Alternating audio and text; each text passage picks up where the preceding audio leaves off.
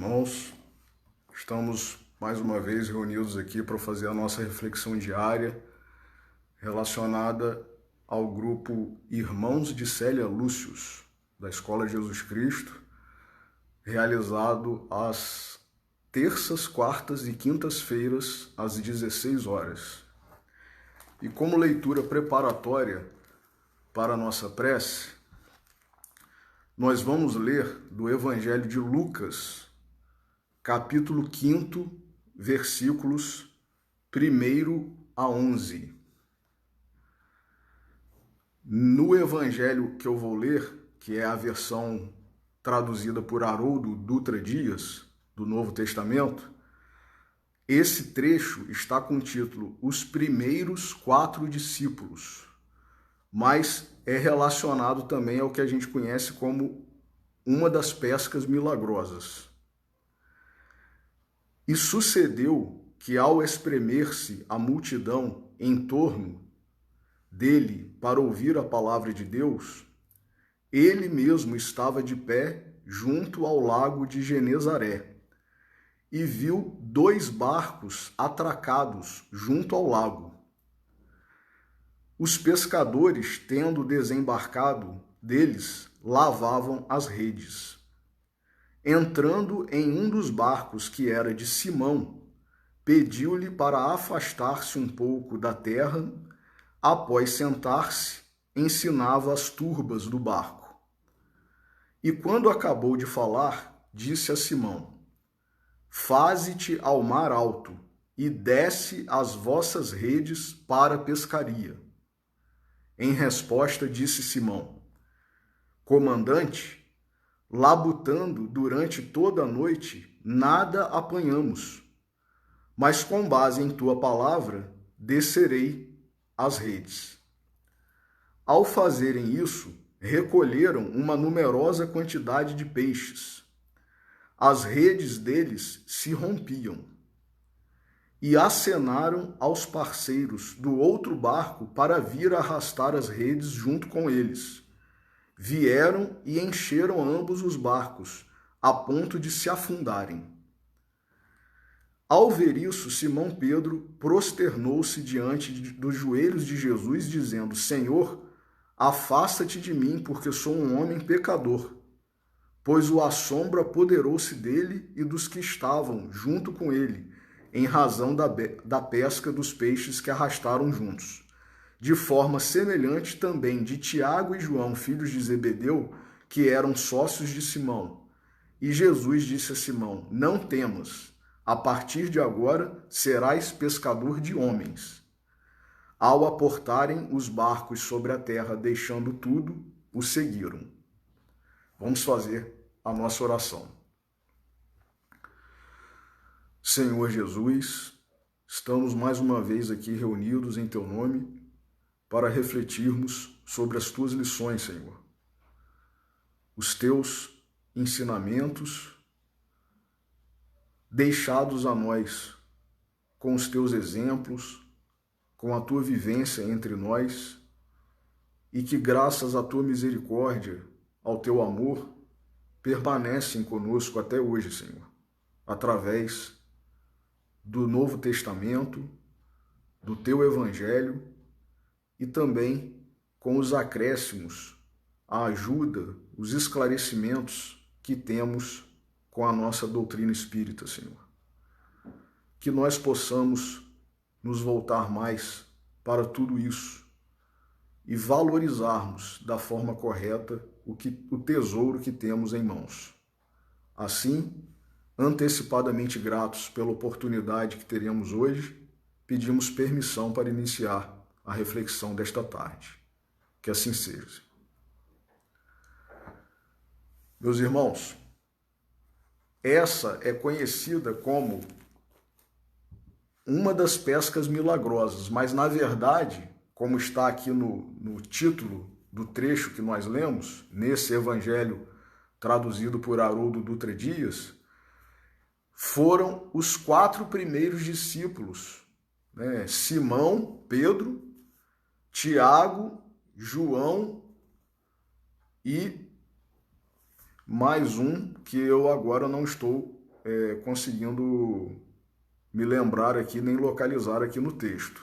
Mas, enfim, foram os 4 primeiros discípulos que seguiram Jesus, inclusive, provavelmente por conta desse milagre aí que aconteceu, né? Porque um homem se aproximou deles, que estavam em mar, já haviam, durante toda a noite, trabalhado na tentativa de se pescar algo, não haviam conseguido, e aquele homem se aproximou deles e disse: vão para o mar alto e joguem a rede novamente.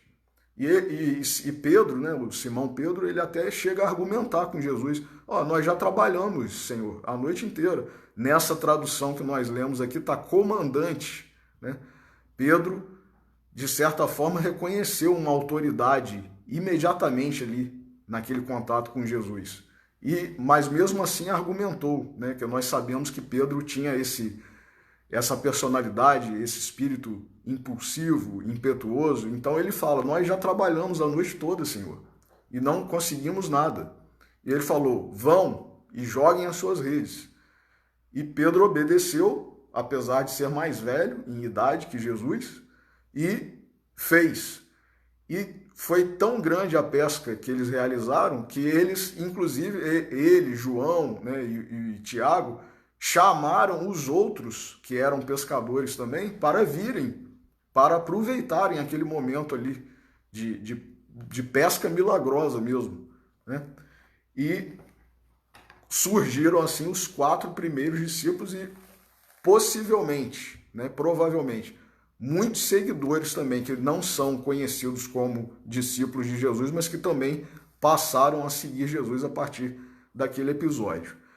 Mas o texto que nós leremos hoje, né, cuja epígrafe é o versículo 4 desse trecho que nós lemos, que é: e quando acabou de falar, disse a Simão: faze-te ao mar alto e lançai as vossas redes para pescar. Essa epígrafe é a epígrafe do texto número 21 do livro Pão Nosso, de autoria de Emmanuel, capítulo 21, este intitulado Mar Alto. É o nosso texto para a reflexão da tarde de hoje. Então vamos a ele. Este versículo nos leva a meditar nos companheiros de luta que se sentem abandonados na experiência humana. Inquietante sensação de soledade lhes corta o coração. Choram de saudade, de dor, renovando as amarguras próprias. Acreditam que o destino lhes reservou a taça da infinita amargura. Rememoram compungidos os dias da infância, da juventude, das esperanças crestadas nos conflitos do mundo. No íntimo, experimentam a cada instante o vago tropel das reminiscências que lhes dilatam as impressões de vazio. Entretanto, essas horas amargas pertencem a todas as criaturas mortais. Se alguém as não viveu em determinada região do caminho, espere a sua oportunidade, porquanto, de modo geral, quase todo espírito se retira da carne quando os frios sinais de inverno se multiplicam em torno. Vou repetir, meus irmãos. Se alguém as não viveu em determinada região do caminho, espere a sua oportunidade, porquanto, de modo geral, quase todo espírito se retira da carne quando os frios sinais de inverno se multiplicam em torno.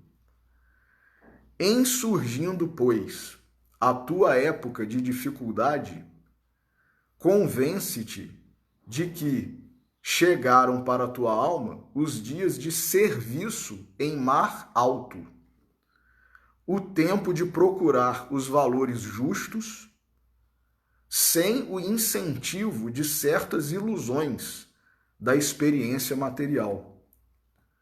Se te encontras sozinho, se te sentes ao abandono, lembra-te de que, além do túmulo, há companheiros que te assistem e esperam carinhosamente. O pai nunca deixa os filhos desamparados. Assim, se te vês presentemente sem laços domésticos, sem amigos certos na paisagem transitória do planeta, é que Jesus te enviou a pleno mar da experiência, a fim de provares tuas conquistas em supremas lições. Então, meus irmãos, vamos fazer uma breve análise nesses minutos que nós temos nessa reflexão dos irmãos de Célia Lúcius, desse texto de Emmanuel, mais uma vez, muito apropriado para o momento que nós estamos vivendo. Momento de isolamento, momento de quarentena, e muitos de nós estamos sozinhos mesmo, cada um sozinho, no seu lar, na sua casa, e os que não estão sozinhos estão reduzidos ao seu círculo familiar, né? É o pai, é a mãe, é o filho e a filha, né? É o marido ou a esposa. E assim nós estamos, de certa forma, não absolutamente ou propriamente sozinhos, mas estamos isolados, né? Então nós nos sentimos sozinhos, porque aquela convivência social que nos era comum, mesmo para a pessoa que não é muito, né, de viver em sociedade, de sair, né, de frequentar lugares como bares, restaurantes, festas ou shoppings, né, lojas, lugares públicos.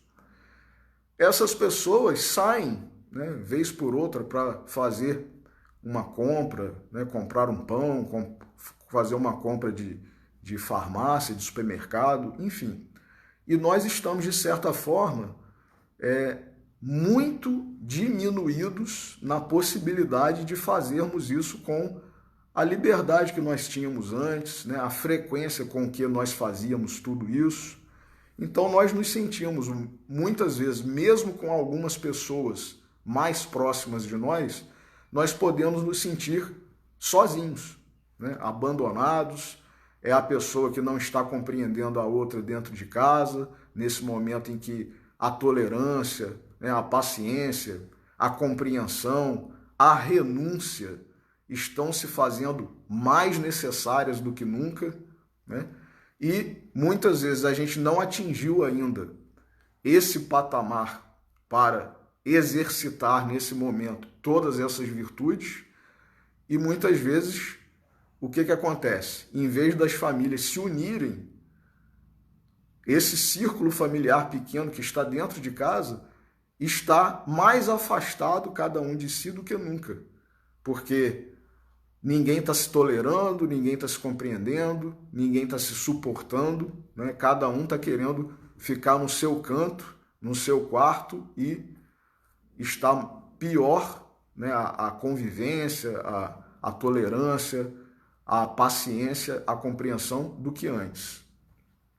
Mas Emmanuel, na sua sabedoria, ele vem dizer aqui, por exemplo, né, relendo e agora analisando, que esse versículo nos leva a meditar nos companheiros de luta que se sentem abandonados. Ele não está falando os que estão abandonados, os que se sentem na experiência humana.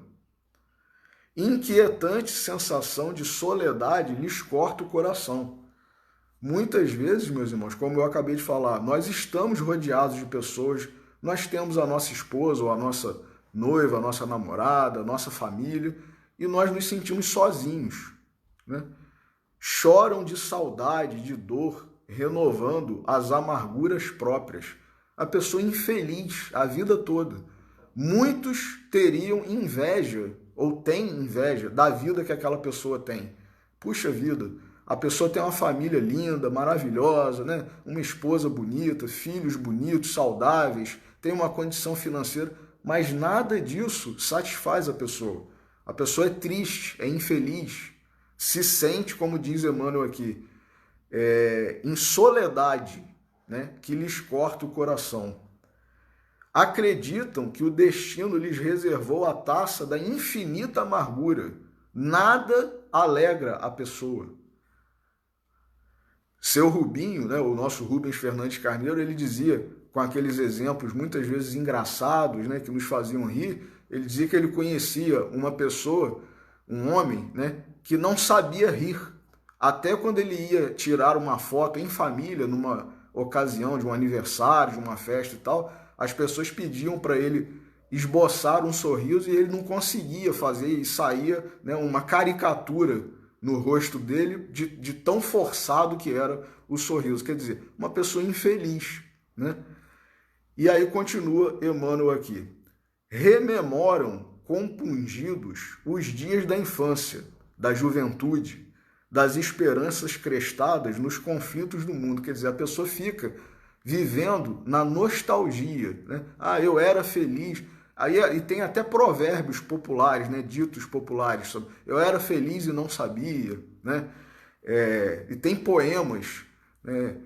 Ah, que saudade que eu tenho, né? Da aurora da minha vida, enfim. E por aí vai, né? A pessoa que vive num passado que não é mais a vida dela, né? E nós veremos também mais adiante uma explicação espírita em relação a isso, né?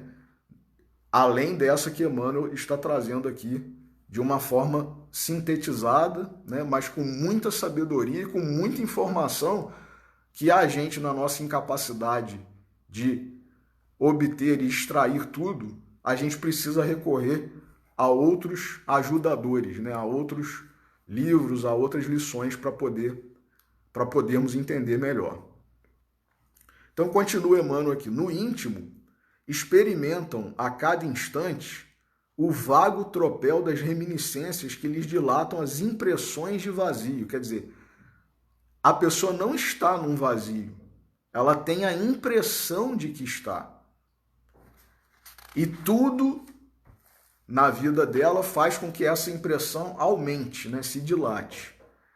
Entretanto, aí Emmanuel agora vem explicando o que é isso tudo que muitas vezes nós sentimos. Essas horas amargas pertencem a todas as criaturas mortais. Meus irmãos, nós sabemos, nós que somos espíritos, que nós estamos agora num mundo de provas e expiações. Essa condição espiritual, essa condição evolutiva em que nós estamos, faz com que nós vivenciemos essas coisas. Isso faz parte da condição espiritual em que nós estamos. Nós não podemos querer, né, almejar, desejar uma felicidade, né, um mar de rosas, um mundo maravilhoso, estando nessa condição espiritual, né? Nós vemos agora, em plena pandemia, né, da Covid-19, do coronavírus, muitas pessoas, graças a Deus, estão fazendo caridade, estão se unindo, né? Empresários renunciando a lucros para ajudarem ou incentivarem pesquisas científicas em prol de um medicamento, de uma vacina, ou mesmo de um aparelho para melhorar um pouco a condição de vida de quem está vivenciando esse momento, essa pandemia, essa doença. E enquanto isso, outras pessoas fazem o quê? Se aproveitam da situação para lucrar cada vez mais, né? Então a gente vê gente vendendo um vidro de álcool gel, né, que o preço era R$ 5, R$ 6, vendendo a 18, 20, 22 e por aí vai. Outras coisas, né, que a gente vê as pessoas se aproveitando em razão do pouco movimento, né? A violência em alguns lugares está aumentando, né, em vez de diminuir. Pessoas se aproveitando, né, de alguém que vai a um banco fazer um saque de um dinheiro, mais do que nunca, né, da toda a violência que a gente já vivencia, e se aproveitam de tudo isso para, né, em vez de fazer o bem, fazer mais mal do que já fazem costumeiramente. Então, esse é o nível espiritual em que nós estamos ainda, infelizmente, né? Então, Emmanuel fala aqui, isso tudo pertence, essas horas amargas pertencem a todas as criaturas mortais. E ele ainda nos dá um alerta. Se alguém as não viveu em determinada região, isso não é uma ameaça, meus irmãos, de forma alguma. Emmanuel não está nos ameaçando, ele está nos alertando. Se alguém as não viveu em determinada região do caminho, espere a sua oportunidade. Porquanto, de modo geral, quase todo espírito se retira da carne quando os frios sinais de inverno se multiplicam em torno. Quer dizer, em algum momento da nossa encarnação, a gente vai ter um momento de tristeza, né? Uma circunstância de dificuldade, que muitas vezes vai fazer com que nós até desencarnemos, né? É uma doença, né? É uma crise como essa que nós estamos vivendo, né? Quantas pessoas estão, infelizmente, né, desencarnando aí, e como estão esses espíritos, coitados, né? Desesperados, sem saber o que está acontecendo, né? E nós mesmos que ficamos aqui, né? As famílias dessas pessoas, como estão, né? A gente tem visto, infelizmente, o índice de suicídio aumentando, né? Pessoas com síndrome do pânico, ansiedade, né? Um desespero, um medo, um pavor. O que previne ou minora, né? Diminui isso nessa circunstância? É o Evangelho, né? É Jesus, é Deus, é estar em contato com as coisas espirituais para nós nos livrarmos. É o livra-nos, Senhor, do mal, que está lá na oração do Pai Nosso. Então, continua o Emmanuel aqui. Se a gente não vivenciou nada de sofrimento, de tristeza, de abandono, de soledade, né? Esperemos, porque haveremos de vivenciar. E em surgindo, pois, a tua época de dificuldade, convence-te de que chegaram para a tua alma os dias de ser. O que é, na linguagem misericordiosa, né? Na linguagem didática de Emmanuel, o que é essa provação, né? Essa situação de dificuldade para todos nós? Chegaram para a tua alma os dias de serviço em mar alto, o tempo de procurar os valores justos. Quer dizer, é na hora, inclusive, que a gente está preparado para isso. Ninguém vai achar que está vivenciando uma tormenta, né, um sofrimento, uma pandemia como essa, sem estar preparado. Deus e Jesus não permitiriam que nada disso acontecesse se nós não estivéssemos preparados. Mas muitas vezes nós precisamos de uma sacudidela, né? De um corretivo, né? Uma chamada de atenção de forma mais impetuosa, né? Quem aí nunca foi chamado a atenção quando criança, né? Pelo seu pai, pela sua mãe, já sabendo que o que estava fazendo estava errado, mas, né, continuamos, não ligamos, e aí o pai e a mãe às vezes têm que fazer uma repreensão, né, mais dura, mais severa, ou nos limitar, né, colocando-nos de castigo. Então é isso provavelmente que pode estar acontecendo conosco neste momento. Nós já conhecemos o Evangelho de Jesus há mais de 2000 anos e não estamos ligando, não estamos dando a devida importância, e aí agora vem, né, a chamada, né, a sacudidela que nós talvez estivéssemos precisando. E aí Emmanuel continua aqui. Então, chegaram para a tua alma os dias de serviço em mar alto, o tempo de procurar os valores justos, sem o incentivo de certas ilusões da experiência material. É aquela hora que a gente já está passando da infância, mas a gente ainda está querendo brincar de brincadeira de criança. e o pai e a mãe chegam pra gente e falam assim, ô fulano, que isso? Você não é mais criança não. Já está na hora de você deixar de fazer isso, né? É a chupeta que a criancinha não quer largar, é a mamadeira, é a fralda, né? Então o pai e a mãe falam, ô fulano, que isso? Você já está com não sei quantos anos, está usando fralda ainda, né? Tá tomando o seu café da manhã, né? Na mamadeira, que é isso? Está na hora de usar né, a sua canequinha, né? De fazer suas necessidades no banheiro, né? E tudo mais. Então é isso, né? Sem essas ilusões aí da experiência material. Se te encontras sozinho, se te sentes ao abandono, lembra-te de que além do túmulo há companheiros que te assistem e esperam carinhosamente. Nós não estamos desamparados, meus irmãos. Se nós vivemos sozinhos nessa vida, a pessoa já está com uma certa idade, não casou, não teve filhos, já não tem seus parentes consigo, ela está sozinha? Não. Nós não estamos sozinhos. Nós temos os nossos anjos guardiães, nós temos, como está lá no livro dos Espíritos, os espíritos familiares e simpáticos que se ocupam de nós outros, né? Se preocupam conosco, cuidam de nós, nos instruem, nos inspiram, nos alertam através da nossa mediunidade, mesmo inconsciente, né, através de desdobramentos, de sonhos, e isso é prova de que nós não estamos sozinhos. E além disso, nós temos, como nós falamos numa última pregação, está lá no livro do professor Clóvis, livro de Jesus para os que sofrem, o capítulo, se não me falha a memória, 12, intitulado Um Tanque Chamado Betesda, que ele analisa, o professor Clóvis, a passagem da cura do paralítico do tanque de Betesda.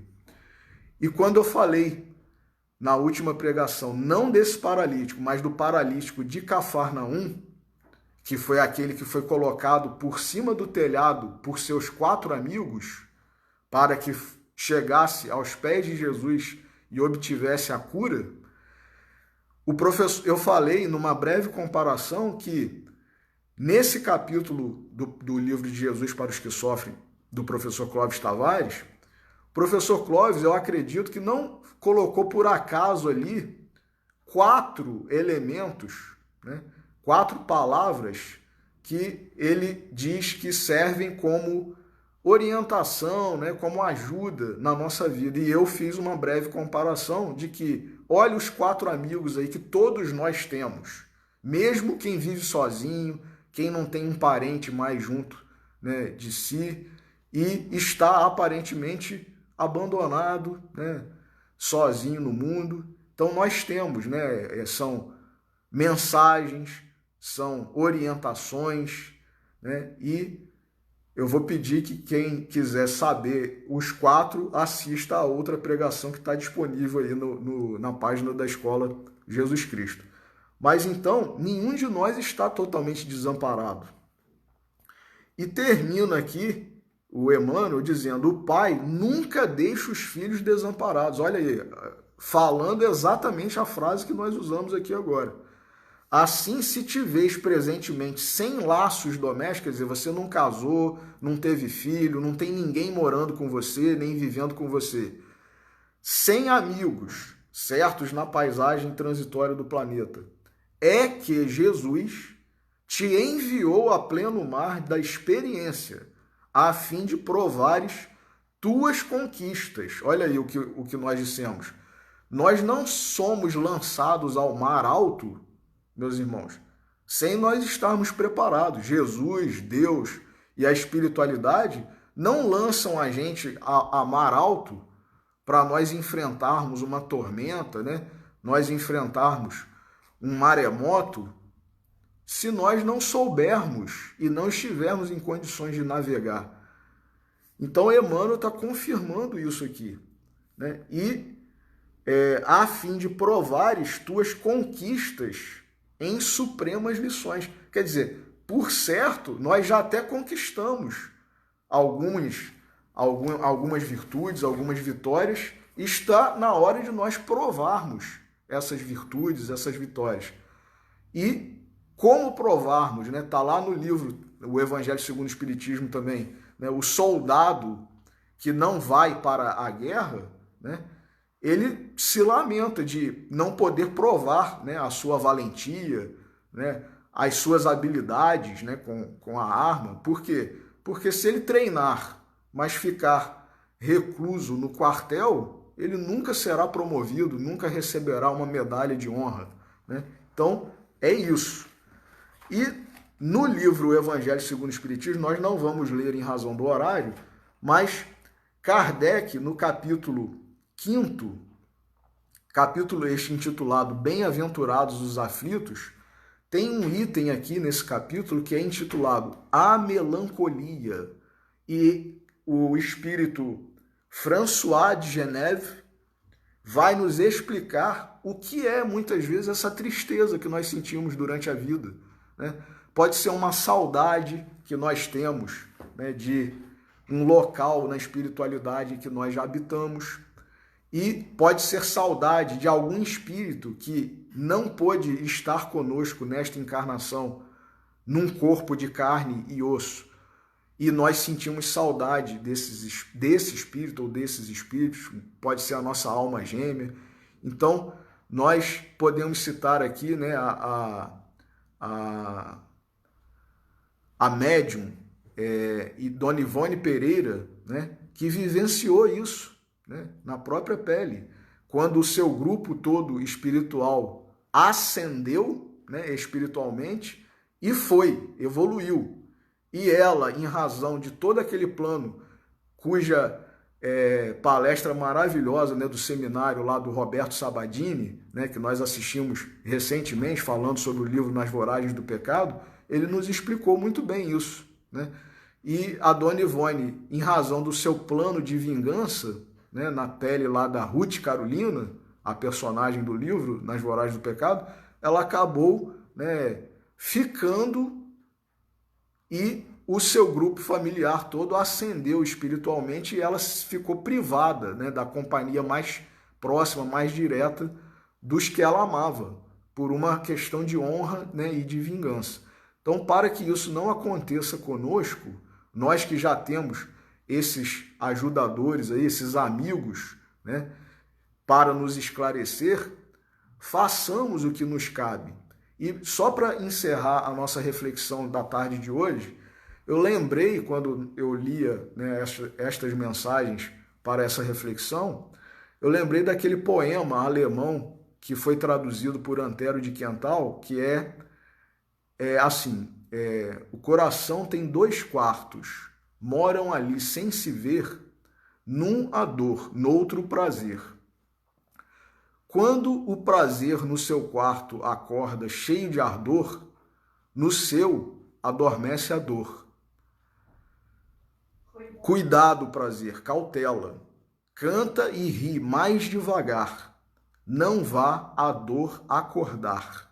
Então, muitos de nós que estamos vivenciando um momento de dor, de sofrimento, de soledade, né, de isolamento, durante uma encarnação inteira, muitas vezes, e nos achamos sozinhos, o que pode ser isso também? Pode ser que nós já tenhamos usufruído, né, partilhado de muitas companhias, nós já tivemos muitos amigos, já tivemos muitas pessoas ao nosso redor e não soubemos valorizar nada disso. E agora estamos passando por um período pequeno de provação, porque uma encarnação ao longo da nossa história espiritual é muito pouco, né? Mas que vai nos marcar, né? É aquela sacudidela que nós falamos há pouco. Mas, quiçá, não seja nada disso. Talvez, como o Emmanuel falou, nós estamos sendo lançados ao mar alto justamente para nós provarmos que nós já conquistamos muitas virtudes. Então, seja uma ou seja outra situação, que nós consigamos sair, né, dessa provação, de toda essa circunstância, vitoriosos. E como que nós podemos vencer? Nos voltando sempre cada vez mais para Jesus e para o seu Evangelho. Então, que nós reflitamos sobre tudo isso e façamos a nossa prece de encerramento. Senhor Jesus, mais uma vez te agradecemos por tudo, pelas bênçãos, pela graça, pela ajuda, pela misericórdia e pelos emissários que tu nos mandas, Senhor, que muitas vezes nós nem tomamos conhecimento, nem nos lembramos, mas que estão sempre conosco, nos amparando, nos auxiliando, nos inspirando, nos instruindo. Que nós saibamos valorizar tudo isso, que nós saibamos valorizar a oportunidade e a bênção da encarnação que estamos tendo e que cumpramos com os nossos deveres e saiamos daqui vitoriosos, Senhor, com a nossa paciência, com a nossa resignação, com o nosso, como diz a questão do Livro dos Espíritos, a nossa consciência tranquila e a fé no futuro, Senhor. Só assim seremos felizes. Por isso tudo, agradecemos mais uma vez e pedimos permissão para encerrar a reflexão dessa tarde. Que assim seja, Senhor. Meus irmãos, fiquem todos com Deus, uma boa tarde e uma ótima semana para todos. Um abraço.